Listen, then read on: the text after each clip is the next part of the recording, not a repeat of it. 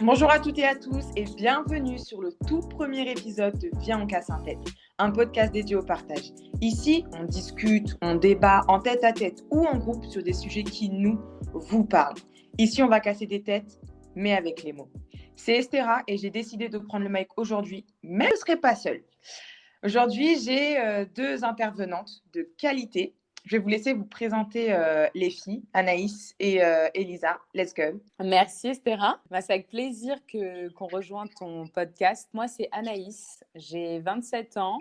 Et pour me présenter rapidement, je suis une jeune femme noire. Je travaille en tant que data analyst. J'ai grandi dans le 91, fraîchement arrivée dans le 95, donc banlieusarde, for sure. Et voilà, je pense avoir fait le tour. Eh bien, c'est à mon tour. Salut les gars, moi c'est Lisa et j'ai presque 27 ans, pas tout à fait, 26, trois quarts je dirais même. Je travaille en finance, j'habite sur Montréal et je suis très contente d'être là aujourd'hui. Est-ce qu'on dit un peu à nos auditeurs comment on s'est connus, qu'est-ce qui nous a amené à être là aujourd'hui, enregistrer cet épisode? En fait, je connais Anaïs depuis que j'ai, je dirais, 4 ans. Ouais, c'est Donc, ça. on a passé une grande partie de notre vie ensemble. Et Anaïs a rencontré Estera. C'est comme ça que j'ai rencontré Estera au lycée. Exact. On devait avoir 14-15 ans. Lycée, Attends, les gars. 14 ans, lycée? 16-17 ans. 17 ans? Vous Non, êtes on n'était pas en aussi première. vieilles. Si, vous êtes connus en première, vous avez organisé mon anniversaire surprise pour mes 18 ans. Donc, Mais non, moi j'ai l'impression qu'on se connaît depuis beaucoup plus jeune. Ça Ouais, fait ça fait bientôt longtemps quand 10 même. ans. Ça fait 10 ça ans fait presque. 10 Hein. piges. Ouais, ça fait 10 ans. Et aujourd'hui, j'ai choisi d'ouvrir la discussion avec Anaïs et Lisa pour casser un tête avec un sujet qui nous tient à cœur, les microagressions. Donc, d'après le dico en ligne Merriam-Webster, une microagression, c'est un commentaire ou une action qui porte préjudice subtilement, souvent inconsciemment, envers un membre d'une communauté qui est dite marginalisée, comme les minorités raciales. Et Anaïs et moi, on a vécu récemment une mini-agression sur le milieu du travail. Est-ce que Anaïs, tu veux en parler? Oui. Du coup, une microagression, pour donner un exemple, c'est avoir pour ma part en tout cas, une question déplacée qui n'a ni lieu d'être, une question qui part d'une soi-disant bonne intention ou d'une curiosité mal placée et qui est supposée mettre mal à l'aise la personne à qui la question est posée. Donc pour mon cas, c'est un collègue qui me demande si au Cap-Vert, il y a de l'eau potable et l'électricité. On en est là.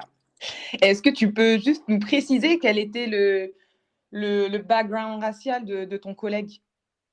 Maghrébin, Voilà. mais très bien intégré, je pense. Mais maghrébin, ça veut dire quand même tu connais l'Afrique, tu sais, tu vois. Est-ce que... Oui, justement, c'est pour ça que je disais curiosité mal placée, dans l'objectif de mettre mal à l'aise la personne qui reçoit la question. Parce que pour moi, une microagression, ça ne parle pas uniquement d'un sentiment ou d'une volonté d'avoir une réponse à ta question, mais tu poses une question bête, tu vois, idiote, mais dans l'intention de toucher ou blesser la personne, ou de la mettre mal à l'aise. Et toi, comment tu as répondu? Honnêtement, j'étais bloquée. J'ai dû lui répondre un truc. Est-ce qu'il y a est-ce qu'il y a ça aussi chez toi? Mais vas-y, c'était débile. Quand tu rentres chez toi, tu as plein de phrases qui te viennent dans la tête. Sur le coup, j'étais bloquée. C'est comme après une bagarre, t'as vu? T'es là, t'étais dans la bagarre et toi, tu rentres chez toi, tu dis ouais, à ce moment-là, j'aurais dû lui mettre ce coup-là, j'aurais dû lui mettre un croche-patte et tout. Tu te refais la scène dans ta tête, tu gagnes.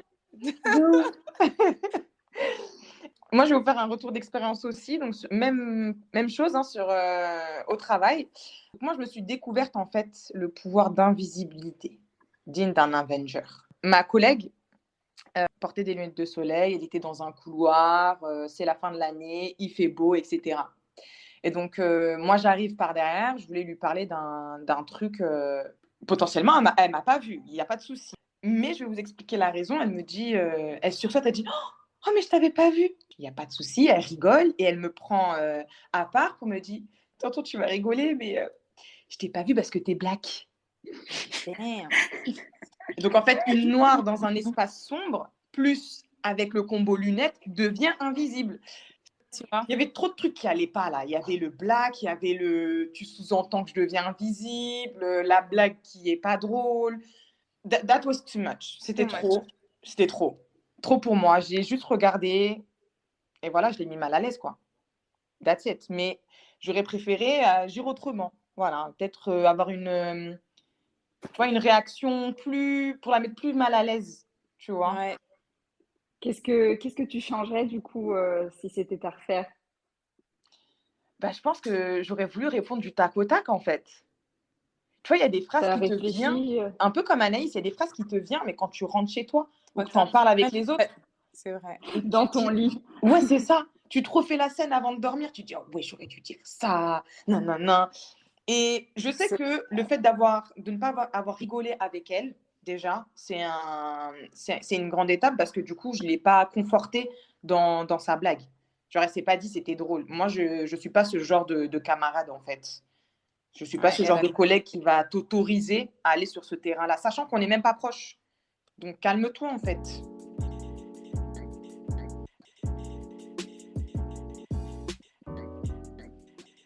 Et du coup, pour traiter le sujet des microagressions, on va partir sur un jeu. Lisa, elle a trouvé un site incroyable qui répertorie sous différentes catégories nombreuses microagressions et ce qu'elles signifient pour celui qui l'a fait. Et le site s'appelle Micropedia of Microaggressions. Donc, ce qu'on va faire, c'est qu'on va tirer au sort une microagression à chaque fois et dire si on l'a déjà vécue ou est notre ressenti. You are cute for a black woman. Tu es belle pour une noire. Pour une racisée qui a une carnation différente de blanc. Ouais. Normalement, je date pas des rebeux, mais toi, t'es mon type. Yes, moi je vais prendre la parole sur cet item. Donc j'ai déjà vécu ça, un arrêt de bus. Vraiment l'endroit où tu dis pas déjà, un, qu'on va te parler, deux, qu'on va t'agresser. Donc tu n'es vraiment pas préparé. Une mamie qui me regarde, au départ ça part d'un compliment. Elle me dit que je suis belle. Je réponds merci, ça flatte, ça fait toujours plaisir, tu vois. Et elle me demande ensuite si j'ai un parent blanc.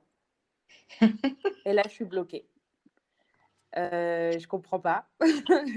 Est-ce que j'ai un parent blanc? Je lui réponds que non, pas du tout. Et en fait, là, je suis complètement refermée, poker face, enfin, le visage noir, tout, pour lui faire comprendre que c'est bon, la conversation est terminée.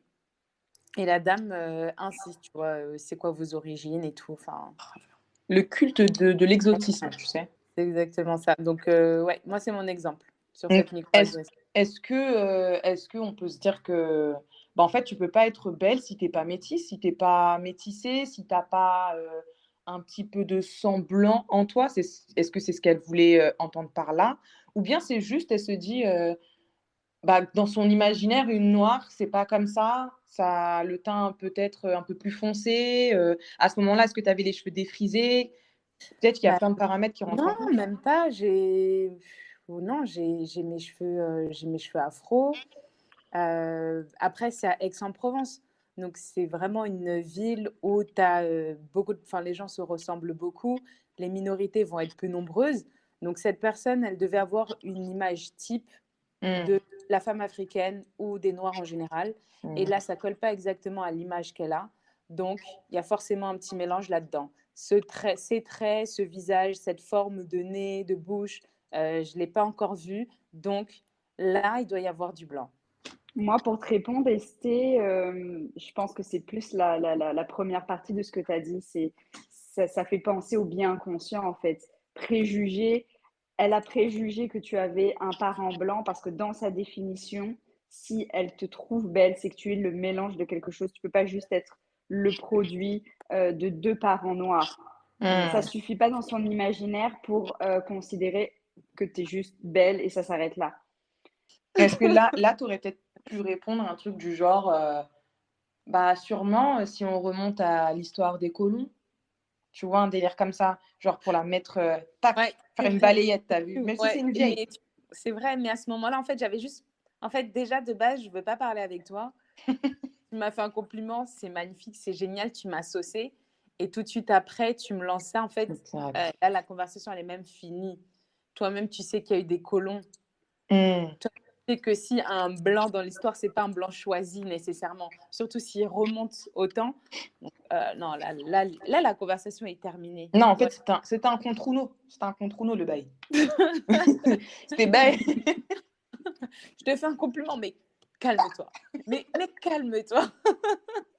Ce qui est marrant, et ce qui revient à chaque fois, c'est, et je pense qu'on va le voir à chaque fois dans chaque microagression dont on va parler, c'est notre incapacité à réagir immédiatement, le Ça, signer. ce que je me dis, c'est que c'est triste en fait de sortir préparé. Mm. Toi, tu sors, je me suis juste sapée, vas-y, je vais faire mes affaires en fait. Je prends mon bus, tu te dis pas qu'il va se passer ça. Et Exact. le pire dans l'histoire, c'est si on est préparé, tu vois, les micro-agressions, les deux exemples qu'on a donnés au départ et cet exemple-là. Et ce qui serait le plus triste, c'est de répondre au tac au tac. Ça voudrait dire qu'on a déjà été exposé à ça. Mais en soi, ce que tu dis, oui, ce serait triste de se dire qu'on se prépare à ça, mais finalement, à force d'en subir, je suis désolée, mais moi, je suis prête. C'est-à-dire que les phrases, maintenant, je les ai parce qu'en fait, combien de fois je suis rentrée chez moi sans avoir parlé et que je me suis refait la scène encore et encore et que j'essayais d'avoir la meilleure punchline et sans même commencer à faire de l'éducation, c'est-à-dire juste ce que tu as fait là, c'est pas bien, je te le notifie. Juste ce point de départ-là, de Mm, l'avoir fait et refait et refait. Maintenant, malheureusement, oui, je sors de chez moi et je suis prête. Je suis d'accord avec toi, mais tu vois, pour ça, il faut déjà que tu aies essuyé des échecs. Tu es prête parce qu'il y a plein de moments où tu n'as pas eu la réponse parce que ça t'est arrivé pour la première fois. Et cette première fois, tu es juste bloqué. Pas quoi répondre. Ensuite, tu te refais le film dans la tête et tu dis, OK, là, le deuxième qui m'attrape, qui essaie d'attraper ma veste, c'est bon, je suis prête. Mais tes premières fois, tu es décontenancé en fait. Tu sais pas quoi dire, tu t'y attendais pas, tu n'avais juste pas ce scénario-là en tête, toi. Et là, surtout, c'est qu'on parle de microagressions dans notre jeune vie d'adulte, mais on a sûrement vécu des microagressions étant plus petite, mais on n'avait pas identifié ça comme des microagressions. Maintenant qu'on a pointé du doigt, voilà, ça, ce sont des microagressions, et maintenant, je vais réagir comme ça. Comme tu dis, Lisa, on se prépare à cette éventualité, en fait. Donc, on va réagir, euh, même si c'est par le je ne parle pas, mais je rentre pas dans ton jeu, ça reste quand même une réaction réfléchie. Parce que tu aurais parlé à moi de, je sais pas, 14 ans, il y a quelqu'un qui me fait une remarque comme ça, oui, t'es belle pour une noire ou whatever, ben, je vais peut-être rigoler avec, tu vois, au lieu de la remettre à sa place par le silence. Ce que tu dis par rapport à l'âge, etc., c'est hyper intéressant parce que au-delà du fait que maintenant on est un peu plus préparé parce qu'on a vécu des choses et puis qu'on prend de l'âge, etc., il y a aussi tout l'aspect que nous, on déconstruit des choses et on essaie de s'améliorer envers les autres. C'est-à-dire que nous, en sortant de chez nous, on se prépare à recevoir, mais on se prépare aussi à accompagner et à pas le faire subir aux autres. Parce que malheureusement, c'est une réalité pour moi et pour en avoir discuté avec vous, je sais que c'est le cas. On a tous posé dans notre vie des questions gênantes et eu des comportements, des micro-agressions qu'on a fait subir sans le vouloir parce que ça vient aussi du milieu d'où on vient, malheureusement. On a subi ça. Et Exact. finalement, l'âge fait que aujourd'hui, on ne veut pas le faire subir et on fait un effort. Et alors, on se demande encore plus pourquoi les gens ne font pas cet effort-là. C'est-à-dire que si c'est la première fois qu'on te dit, hey, gars, là, c'est une microagression et que tu vas pas sur Internet, tu vas pas faire des recherches, là, ça devient ton tort. La première fois, on te pardonne, la deuxième fois, non. C'est exactement ça. Je suis grave d'accord. Ok, donc on va aller sur la deuxième microagression, toujours du site. Minorité modèle. La minorité modèle, donc c'est la minorité asiatique qui est très calme, qui est idéalisée, qui est intégrée sous différentes formes et qui n'est pas catégorisée bizarrement comme les autres minorités raciales, que ce soit noires, maghrébines ou whatever. Les minorités dites problématiques. Exactement. Qu'est-ce que vous en pensez, les filles? Est-ce que vous avez un Beaucoup de exemple choses. ici des minorités, d'une microagression envers une personne issue de la minorité modèle? Malheureusement, on ne fait pas partie de cette minorité-là, donc on va parler, mais on n'est pas réellement concerné. Ben, finalement, comme tu dis, on n'est pas directement concerné, mais moi, le plus dont je me souviens, ou sur quoi j'ai de la matière, ce serait quand on était encore à l'école. Et je pense même très tôt, dès la primaire, les Asiatiques, ils doivent être forts en maths. Hmm. C'est pas des sportifs. Physiquement, ils doivent ressembler à quelque chose de très précis que les gens ont en tête. Et on attend d'eux qu'ils se taisent, en fait. Vous êtes une minorité qui est calme, qui est dans son coin, qui ne fait pas de vagues, et vous devez ressembler à ça, en fait. Cette idée qu'on a d'eux, encore un bien inconscient, finalement. Maintenant, moi, j'ai en tête un extrait d'une interview où il y a un journaliste, en fait, qui savait brider. Et je sais Oh plus, je my sais plus God. du tout son nom, mais c'était en réaction avec. Il était sur un plateau télé et je sais qu'il est russe. Il était un ancien agent KGB ou whatever. Et le gars, en fait, il s'est mis à faire les yeux bridés pour imiter la population asiatique sur un plateau télé en 2022, là, il y a même pas 2, 3 semaines. Et ben ça, pour moi, Ok. ça fait partie d'une microagression, même si c'est pas envers directement une personne asiatique. Là, c'est complètement, tu fais ça envers toute la communauté asiatique. Là, tu sais, vraiment, c'est broadcast sur une chaîne de télé regardée à des heures de grand public. Et il y a pas de, en fait, il y a le truc de, il n'y a pas de répercussions. Voilà, eux, de toute façon, ils vont rien dire. Alors que Yes. quand il y a eu les protestations, les émeutes, pardon, j'ai fait un anglicisme, les émeutes, et les gens étaient étonnés que les Asiatiques marchaient pour demander justice parce que cet homme-là avait été tué par les violences policières. Et les gens étaient étonnés. Ah, ben ces gens-là parlent en fait. Bah oui, mais au bout d'un moment, en fait, je pense qu'ils sont fatigués de se taire et d'être vus comme la minorité qui n'a pas de voix en fait, ou qui est silencieuse, très silencieuse. C'est ça, c'est ça. On attend d'eux à ce qu'ils soient exactement le stéréotype qu'on a d'eux. Alors, quand on sait sur des grandes chaînes qu'on ne précise même pas d'où ils viennent, parce que l'Asie, c'est vaste finalement, et qu'on on va juste dire chinois ou japonais ou whatever, sans donner la précision, c'est déjà une microagression que je vois constamment, tout le temps, à l'oral comme télévisuel. C'est incroyable. Je reviens juste rapidement pour ne pas pour donner des sources. Hein. L'asiatique dont je parlais, les nombreuses marches qui ont accompagné le mouvement, c'est pour la mort de Liu Xiaoyao, voilà, qui a subi des violences policières et en est mort le 26 mars 2017 à Paris. On va tourner la roue encore une fois. Parti. Go. Nouvelle microagression. Let's go. Ah! You're so articulate. Rime super bien. Sous-entend, c'est bizarre, toi, tu t'exprimes bien. T'as du vocabulaire. Oh, tu parles bien français. Enfin, il y a une attente, en fait, qu'on ne s'exprime pas correctement français. Je pense pas ici que ce soit en lien avec la couleur de peau, mais plutôt au background social. Donc, par exemple, nous trois, on est issus de la banlieue. Et donc, il y a ce cliché de la banlieue qui ne sait pas s'exprimer. Donc, moi, par exemple, quelque chose qui me marque, c'est quand je passe des oraux. Et j'ai souvent cette remarque-là. Ah, mais tu t'exprimes trop bien, tu es très à l'aise, etc. Et en fait, je me dis, mais pourquoi on est moins choqué quand c'est Justine, no hate pour les Justines, mais qui manie bien la langue de Molière, et quand c'est moi, voilà, c'est incroyable. C'est une faculté, on est d'accord, mais on s'attend à ce que tu places des wesh à tout bout de champ. Et donc, on est adulé par une certaine catégorie de personnes. Et d'un autre côté, on a ce truc de un noir ou une maghrébine ou une personne issue de la communauté asiatique qui s'exprime bien, c'est une personne qui en fait trop. Tu vois, tu vas sortir des mots d'un télo, on va dire c'est pour te la raconter. Alors que c'est juste Tu te la pètes, t'inventes du du vocable. Qu'est-ce que vous en pensez, vous, les filles? Bah, c'est du vécu, cette microagression, je l'ai vécue. Et la première qui me vient en tête, ça s'est passé, j'étais au lycée. Et donc, j'ai cette fille avec qui je discute un petit peu comme ça. Il faut savoir que elle a vécu une partie de sa vie dans des pays anglophones.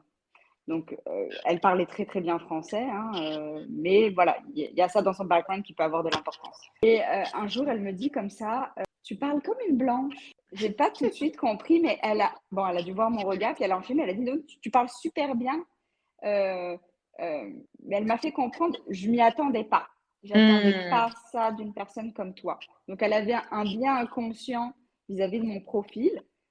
Et moi, j'avais juste l'impression de parler français, sans faire d'efforts, sans en faire trop, sans quoi que ce soit. Mais ça m'a énormément marqué. Et la deuxième fois, la deuxième anecdote, je suis à un repas et je suis en train de parler dans un sujet culturel lambda. On est en train de discuter et tout. Et on m'a dit, tu t'exprimes super bien pour quelqu'un comme toi. Oh là là là C'est là. Et violent. Ça, on c'est savait mutuellement Plus envie. c'était ce que ça voulait dire. Ça vient directement de nos communautés. Les deux agressions viennent Ah de nos ouais? communautés. God. Non, c'est violent. C'est violent, mais cette fois-ci, j'étais un petit peu plus armée. Du coup, je pense que vous allez me demander ce que j'ai dit, mais ce qu'on se dit en fait constamment toutes les trois, c'est-à-dire que j'ai expliqué, tu peux pas dire ça en fait. Toi, tu te bases. Tu m'as vu, tu as eu un bien conscient envers moi, tu as eu un préjugé, tu attendais à ce que je parle d'une certaine manière. Je ne l'ai pas fait et donc ça t'a surpris, mais c'est pas normal. Si tu viens sans préjugé, mon langage est tout à fait normal quand je te parle. Hmm. J'ai expliqué ça et ça a été plutôt bien compris. Il n'y a pas de niveau social où tu vas être Ouais. plus mieux Mm. comprise ou moins bien comprise. Ces questions-là, elles viennent de partout. Ouais. Tu peux échanger sur, Ouais. tu es avec une personne, vous échangez sur, vous êtes raccord sur un truc artistique, tout va bien. Une personne ouverte d'esprit qui voyage, etc., elle va te parler d'action humanitaire, tout. Et de sa bouche, tu peux avoir des micro-agressions. C'est pour ça qu'on n'est parfois pas prêt, parce que ces agresseurs, justement, ils ressemblent pas à des agresseurs. Mais et par exemple, pour l'autre catégorie de ah, tu t'exprimes super bien, qui n'est pas un compliment pour le coup, qui est limite une critique cachée, qui provient des personnes parfois de la même communauté que nous, et qui va utiliser ça comme a weapon, vraiment comme une arme, genre en mode pour te dissocier en fait de la communauté. Dans le sens, tu es en train de parler, etc. Vous parlez super bien, enfin, vous parlez d'un sujet, voilà, qui vous intéresse. Et puis la personne, en fait, voilà, va te dire ah, tu fais trop la meuf, genre, tu parles trop bien. Tu vois ce que je veux dire? C'est pour vraiment te dire en mode pour qui tu te prends. Moi, en tout Ouais, cas, je le sens comme ça. C'est en mode, mais tu veux que je te parle comment? ouais. Parfois, il y a des mots, et je peux utiliser que ça. Je vais pas te parler en chacal tout le temps. Au bout d'un moment, je suis une adulte, ça y est, je peux évoluer ou pas? Et il y en a, en fait, ils se complaisent parfois dans le manque de vocabulaire. Tu vois, ils vont pas essayer de level up et ils vont vouloir te faire culpabiliser, en fait. Et moi, je supporte pas du tout cette mentalité-là. Ce que ça crée et ce qu'on a vécu, j'imagine, c'est toutes les trois, c'est littéralement le cul entre deux chaises. C'est-à-dire que tu as l'impression d'être dans deux mondes et de devoir avoir deux rôles. Et pour citer quelque chose de la pop culture, son de Nekfeu et Laylo, un moment, Nekfeu dit selon l'environnement, j'abaisse mon niveau. On en arrive même à se dire ok, là, je ne vais pas totalement montrer toutes mes capacités, je vais Exact. un peu abaisser le level juste pour pas qu'on prenne la tête. Et je Mm. vois des gens comme ça, ben, on devient des sociopathes. Je vois des gens comme ça faire leur vie à Paris, puis retourner dans le bendo et juste, ok, là, je vais abaisser mon niveau. C'est Mm, hyper mm. malsain. Moi, les filles, sur ça, abaisser son niveau, je suis pas totalement d'accord avec vous. Mhm. Parce que ton niveau, tu l'abaisses aussi au travail, en vrai. Tu Ah l'abaisses ouais? que quand tu rentres dans le bendo, parce que c'est pas... on est des caméléons, donc tu vas pouvoir parler en mode Harvard et en mode street. Il n'y a pas de souci. Parler en mode street ne veut pas dire baisser son niveau. Oui. Là, c'est notre façon de parler. Si tu parles en mode street, tu parles avec le cœur, tu parles avec l'émotion. C'est une chose. Mais au travail, pour moi, c'est aussi un lieu où tu abaisses ton niveau. Tu abaisses ton niveau de culture. Tu abaisses ton niveau... Ouais, quand je dis culture, c'est street culture, en fait, en vrai. Au travail, tu arrives, tu as l'impression que les gens ne connaissent rien. On pose des questions archi bêtes et tu te dis, mais attendez, les gars, moi j'ai la réponse, mais je ne peux pas dire que j'ai la réponse parce que si j'ai la réponse, c'est tout de suite tu viens d'un certain endroit, tu vois. Au taf, déjeuner et tout, ça parle d'un son de Aya. Ça marche ça part d'un sourire. Mais ils disent, même quand je mais du n'importe quoi. Là, on est sur un niveau n'importe quoi.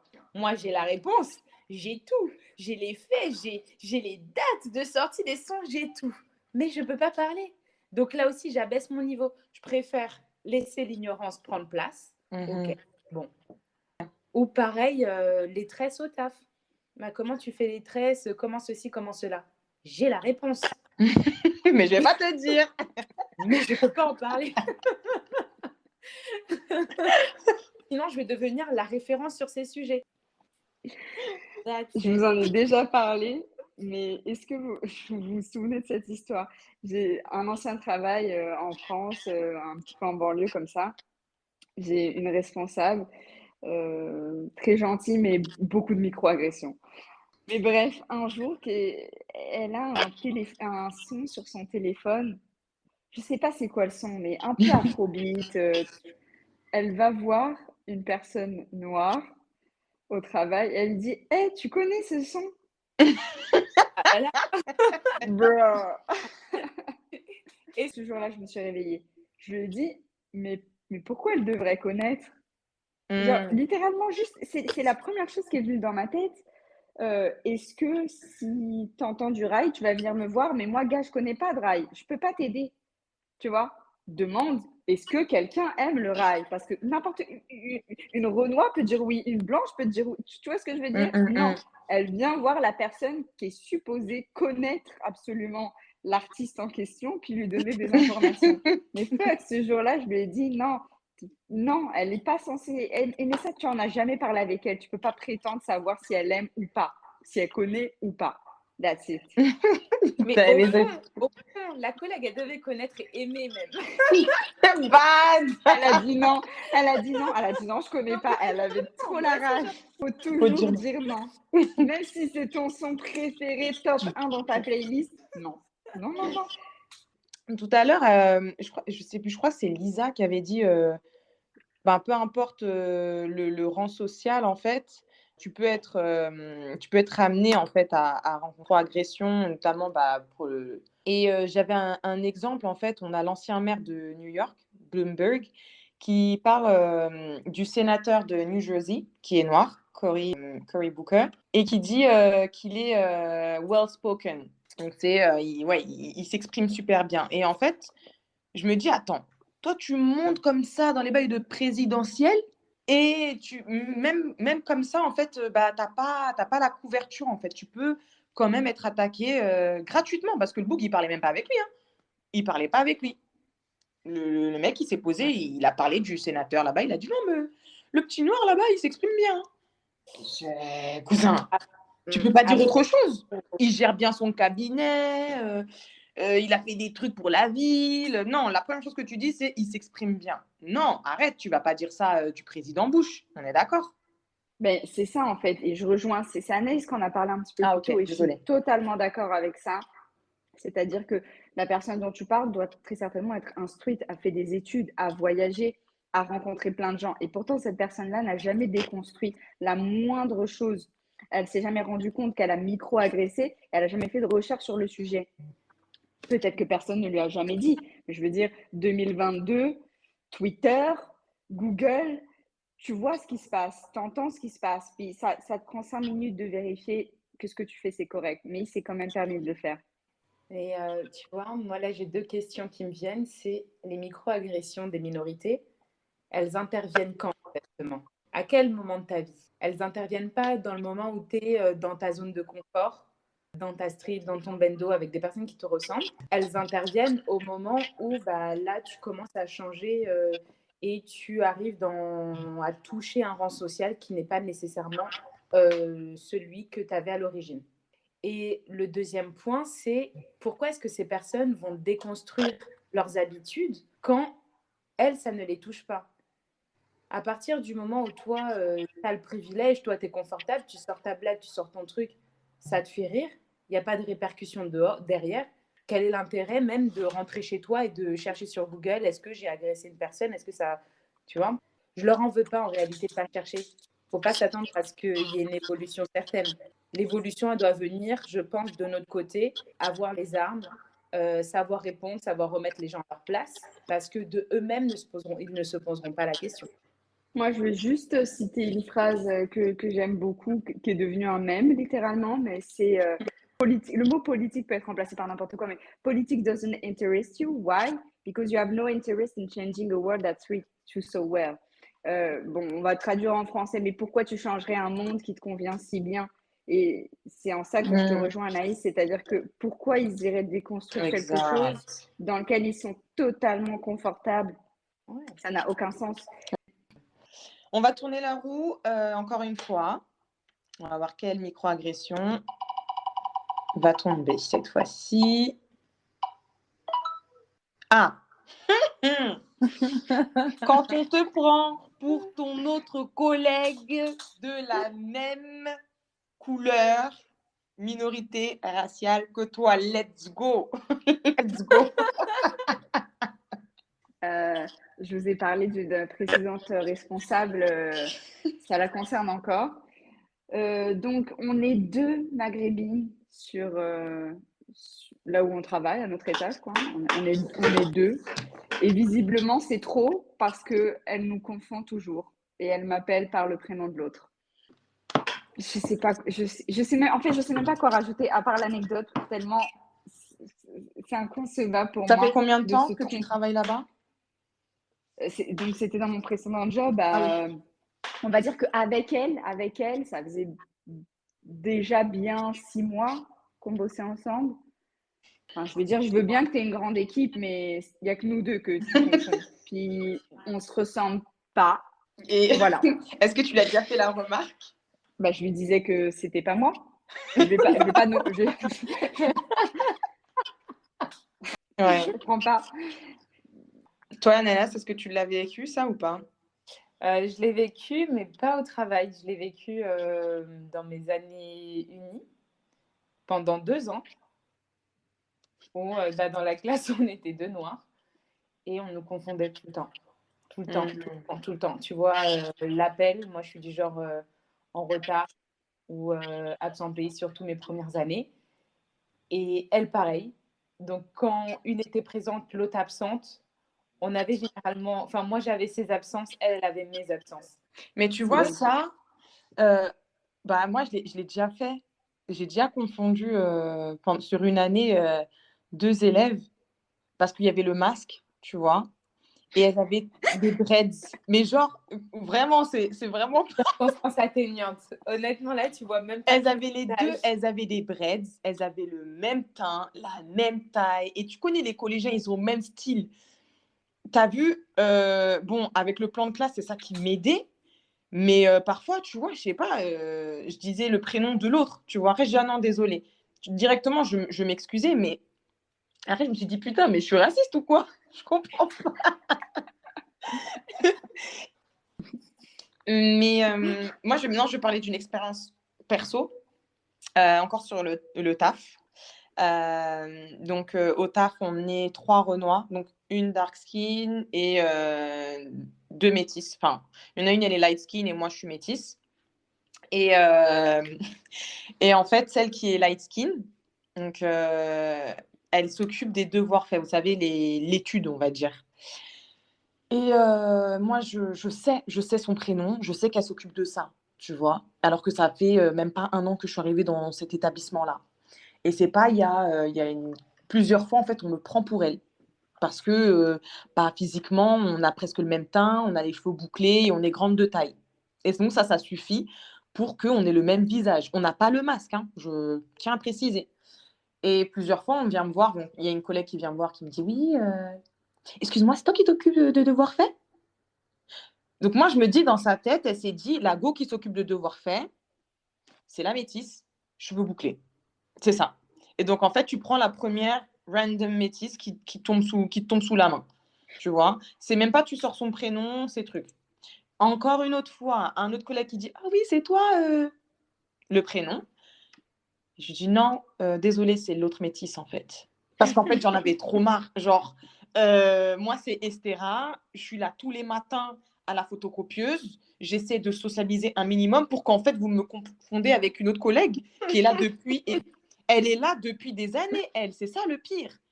C'est qu'elle doit se dire, elle, de son côté, on me confond avec la première métisse qui arrive dans l'établissement.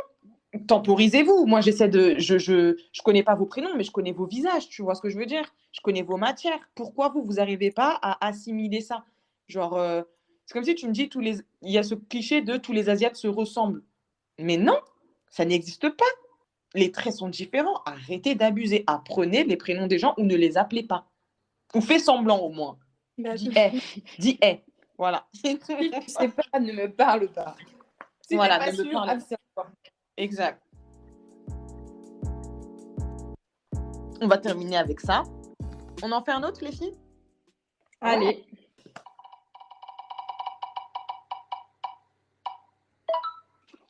You seem so exotic. T'as l'air exotique ou bien ton prénom a une consonance exotique. Ouais, moi j'y vais, j'embarque, hein. Franchement, c'est vécu, c'est vu, c'est entendu, vu et revu. Pourquoi? Parce que, bon, en fait, on aurait pu mettre You seem so exotic and where are you really from? Franchement, c'est la même ambiance. Quand tu es là, tu commences à connaître quelqu'un. Alors moi, ça m'arrive souvent professionnellement parlant. Parce que là, vous ne me voyez pas malheureusement, mais j'ai un teint, il peut être retrouvé un peu partout. Je suis ni bronzée, ni blanche, je suis pas vraiment métisse, je suis pas vraiment claire, je suis pas vraiment foncée. C'est quand même assez difficile de me situer, mais en même temps, t'es pas blanche. Non, il y a de l'exotisme derrière. Et le fait que les gens n'arrivent pas à savoir, à me situer, ça leur fait me demander Where are you really from? Parce que France, ça suffit pas, évidemment, il faut des choses beaucoup plus exotiques, mais aussi tu as l'air de venir d'ailleurs, il y a quelque chose de...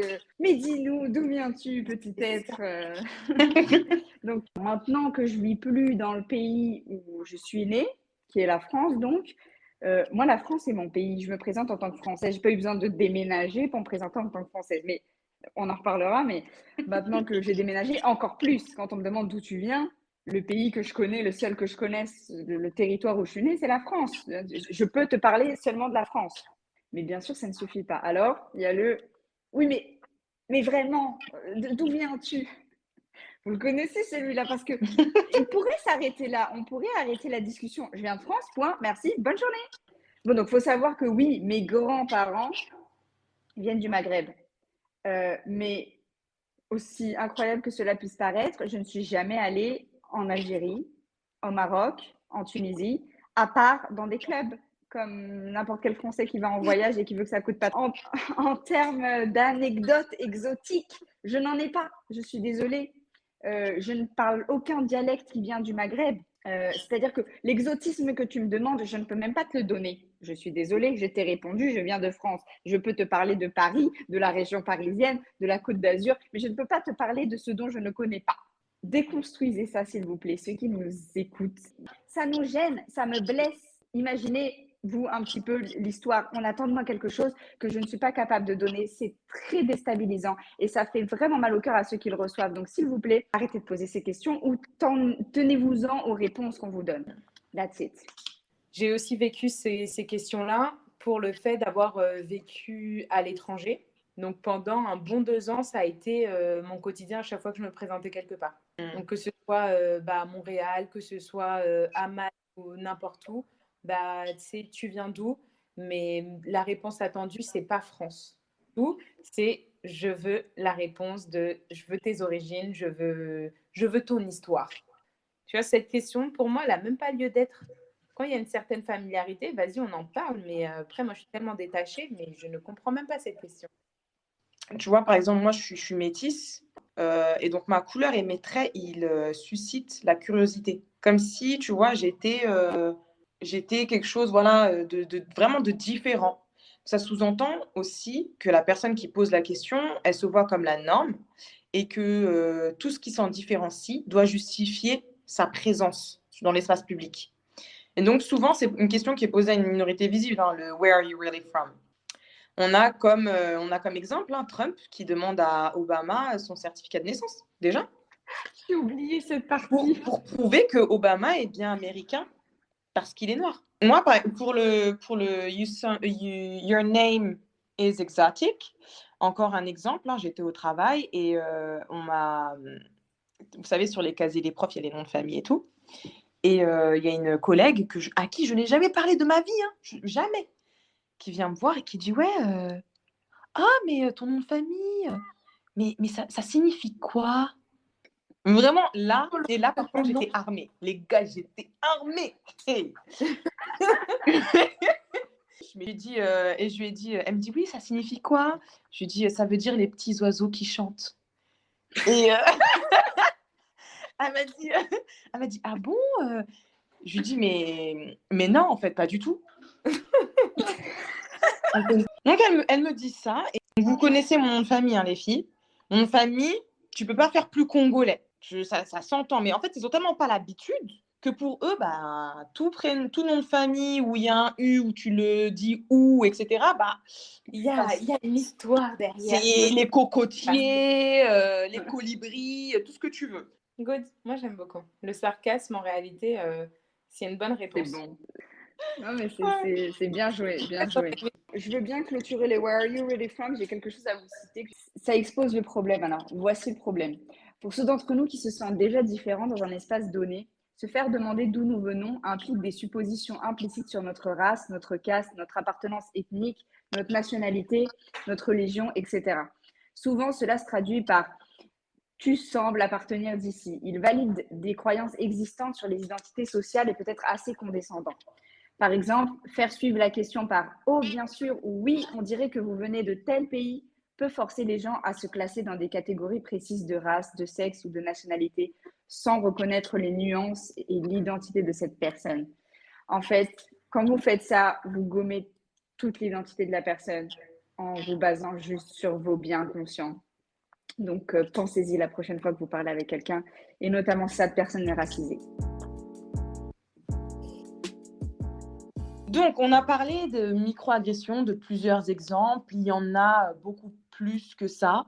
On n'a pas eu le temps de toutes les énumérer. On va essayer de proposer maintenant des solutions à ces microagressions. On a essayé déjà d'en parler, de par notre expérience. Quelles solutions on pourrait proposer? Comment on pourrait lutter contre ça? Les filles, est-ce que vous avez...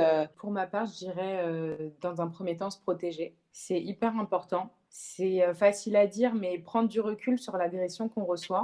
Se dire, OK, là, c'est pas moi, en fait, qui a l'initiative de ça. C'est la stupidité ou c'est l'ignorance de la personne en face.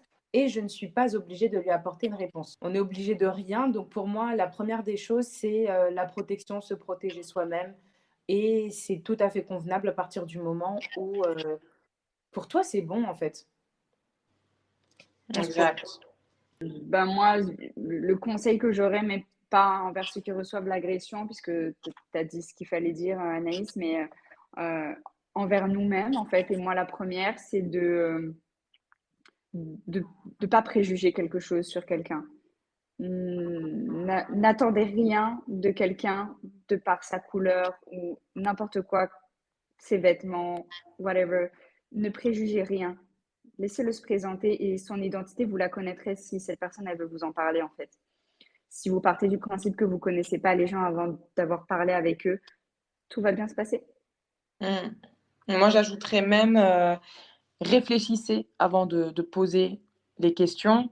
Et je recommande un article que je mettrai en lien, qui provient de ABC Everyday, sur la question de Where are you really from? Comment naviguer, entre guillemets, la question de race et identité, qui donne des solutions sur comment aborder la question d'identité raciale, notamment au travail.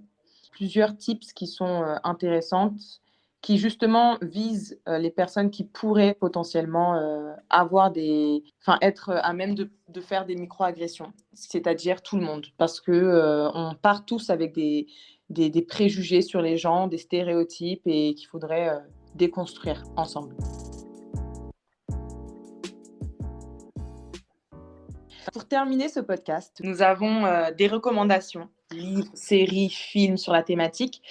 J'aimerais commencer avec un compte Instagram qui est dédié à la minorité asiatique. L'Instagram, c'est Dear Asian Youth. parce que je le trouve génial. En fait, on en apprend, mais tellement. Et comme la communauté asiatique est diverse et variée, il faut checker là.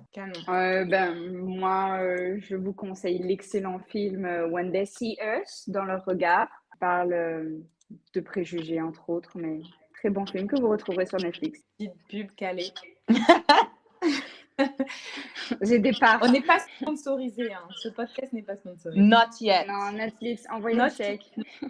Moi, je vais conseiller un livre de Maria da Silva qui est Jeudi survie au taf. Non, survie au taf tout court. Sur Twitter, c'est l'hashtag survie au taf.